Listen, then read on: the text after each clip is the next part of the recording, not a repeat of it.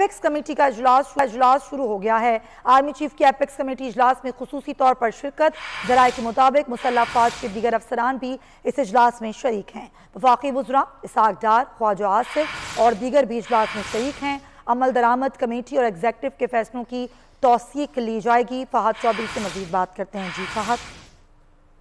जी देखिए, खुसूसी सरमायाकारी सहूलतकारी कौंसिल की apex committee का इजलास आज हुआ। वज़ीर-ए-आज़म शहबाज शरीफ की ज़ेर-ए-सदर इस इजलास में army chief general Asim Munir ने खुसूसी शिरकत की और इसके अलावा सीनियर सिविल और अस्करी हुकाम भी शरीक थे। वफाकी वज़रा और दीगर हुकाम ने भी शिरकत की। इजलास में SFIC के तहत अब तक की पेशरफ्त का जायजा लिया गया।